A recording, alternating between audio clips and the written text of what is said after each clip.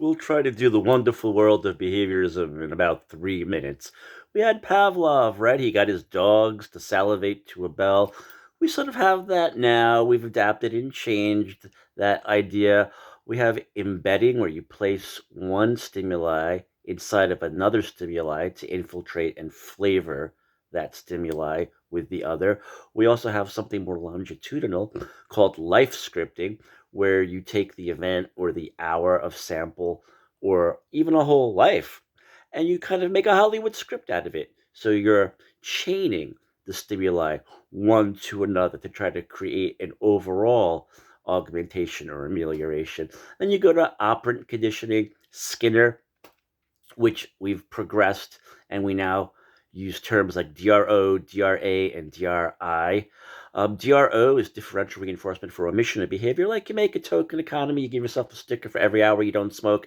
After a month of hours, you buy yourself, I don't know, leather Milano boots or Air Jordans. Differential reinforcement for omission of behavior. Kind of bribery, but hey, bribery, corruption works great, doesn't it? Corruption is tried and true. Even better is differential reinforcement for incompatible behavior, DRI.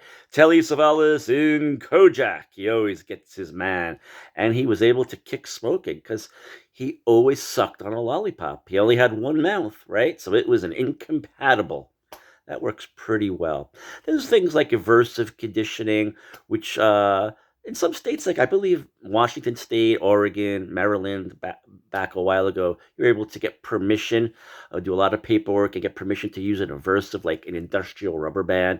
You smack it on someone's wrist, so it doesn't really damage them, but it gives them an avoidance from whatever behavior it is that you're training them to avoid. Or, for instance, for trichotillomania, hair pulling, you would put Tabasco sauce on a child's tongue every time he pulls his hair. And again, that would try to make him avoid trichotillomania, hair pulling. And there are terms, nasty little naughty terms, because every animal, every creature, every ideology, every field wants to grow, right? Everything is selfish and wants to grow.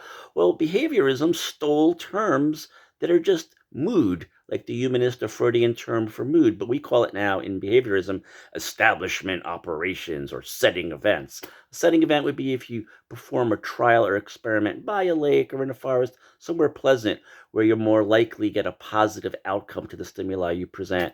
Or establishment operations is you find out that your test subject loves opera. So you have a radio nearby and you always play opera before you test him on his stimuli response. So that's very good. It's a trick, it's a cheat, it's mood, but that's what we use. And then you have imaginary aversives. It's something called covert desensitization, where you're not really presenting anybody with an aversive, but let's say you have a bank robber, let's just say, and so you get him to draw a picture of him with his little bag with the dollar signs on it like in Bugs Bunny, but on the back of the picture is a picture of him depressed with a long scraggly beard sitting behind the bars of a jail cell. So he begins to link and pair those two ideas together. It's a little bit Pavlovian, and it's also a little bit of an aversive. And that's what the field has progressed to, covert desensitization, in that regard. And then there's like longer, more holistic, milieu-based things like, say, communication exchange systems, where you get someone to self-monitor their ideas, which are good, which are bad, and create with them a lexicon or preferred terminologies that you use to create pro-social behavior, and you try to elicit use of those pro-social terminologies from them in the milieu, and then the milieu rewards them with greater freedom, more terminologies that could promote more pro-social behavior and more positive ideations. And the cycle goes around and around and around, and around until you hopefully get a whole an ecumenical amelioration of a lot of their behaviors.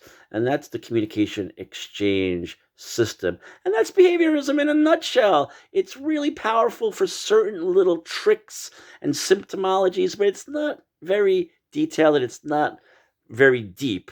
But it has its functions for certain sticky recidivist behaviors. Good luck.